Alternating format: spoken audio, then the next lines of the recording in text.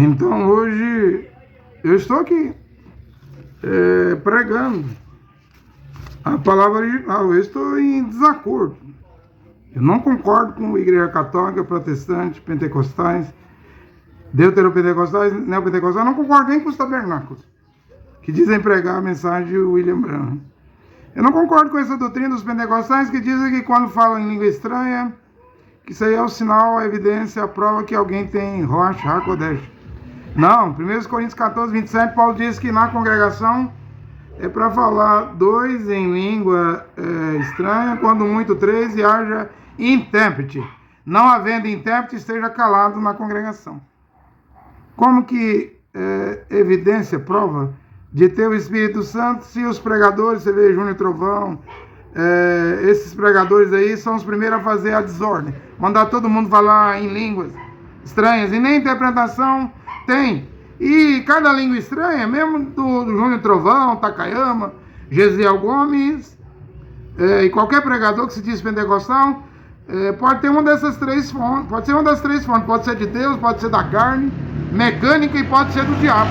E as línguas estranhas não é a prova, não. No dia de Pentecostes, em Atos 2, as línguas não eram estranhas, era materna, como ouvimos esses galileus falarem na língua em que nós nascemos.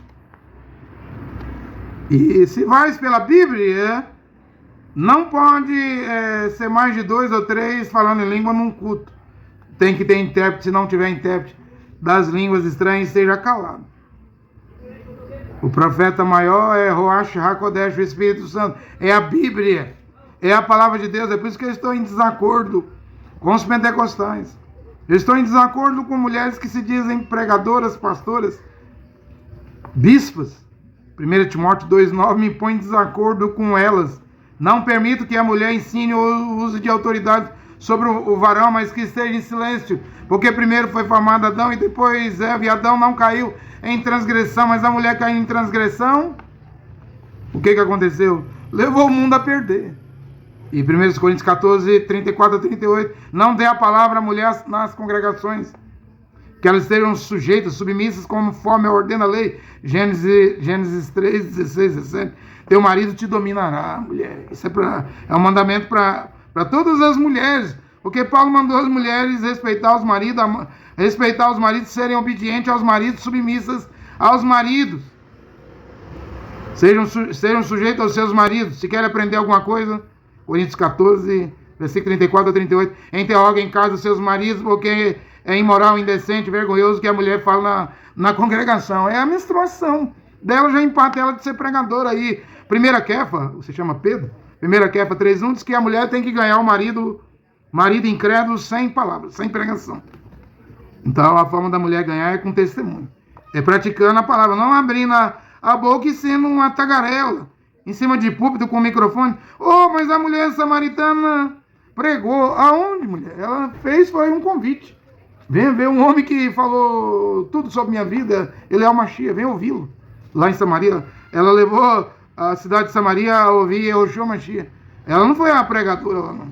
Ela fez convite. Isso aí uma mulher pode convidar, venha ouvir. Um homem que prega a palavra original, mas a mulher não pode pregar.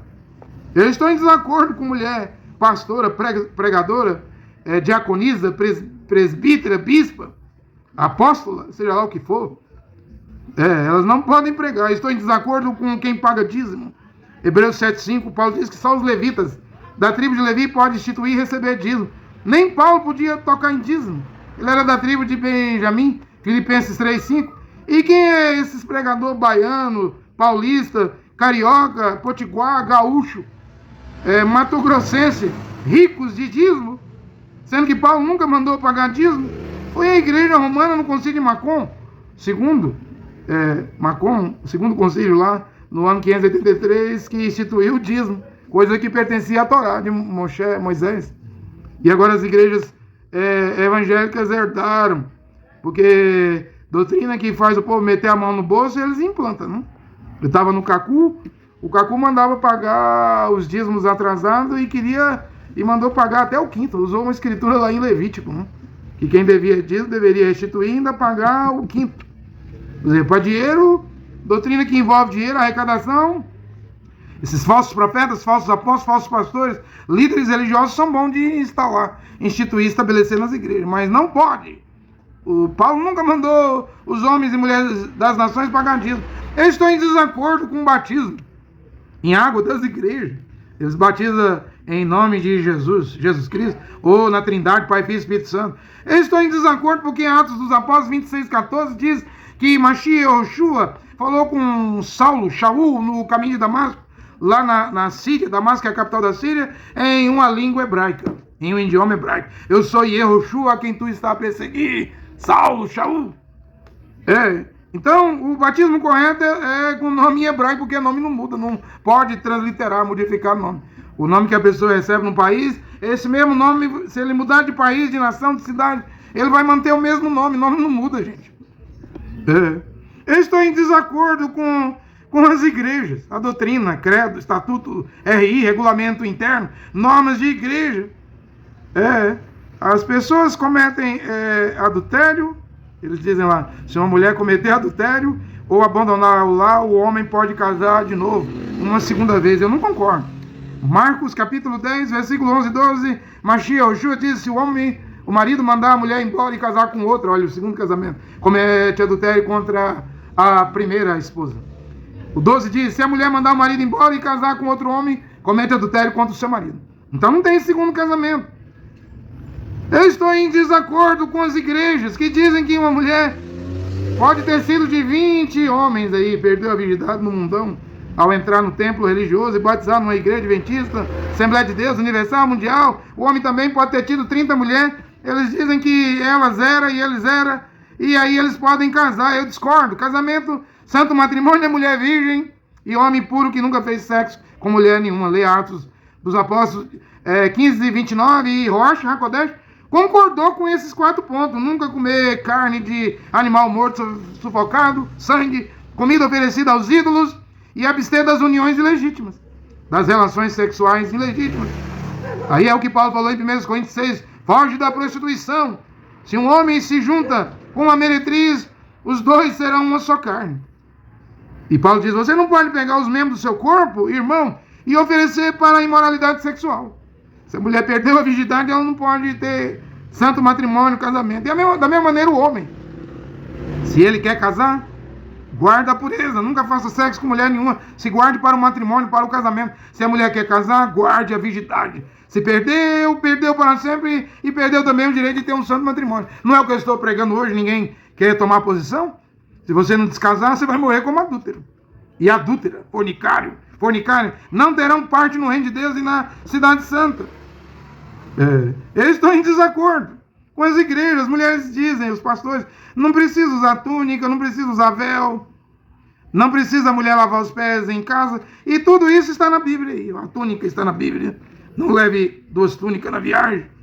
Quem tiver 2 túnicas, Yehoanã Batista lá no Rio Jordão, e Jordão diz, reparta com quem não tem. 1 Coríntios 11, leia do versículo 3, 4, 5, 6. Se a mulher não se cobre com o véu, mande ela cortar o cabelo. E se cortar o cabelo, rapar a cabeça é vergonhoso, mande que a mulher se cubra com véu.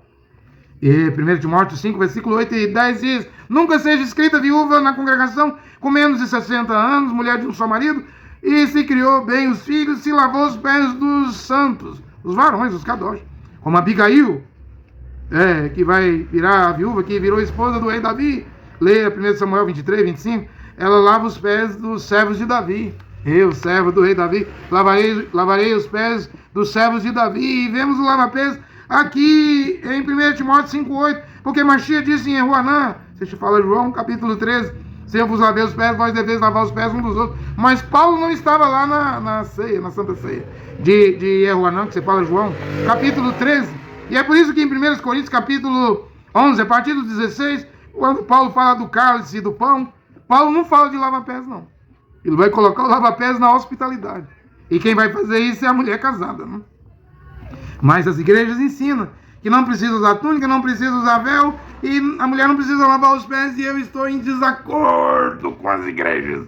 Como Paulo, em Gálatas 2, estava em desacordo com o apóstolo Kefa, você fala apóstolo Pedro, também há esse tanto de pontos doutrinários. Eu já tenho aqui 590.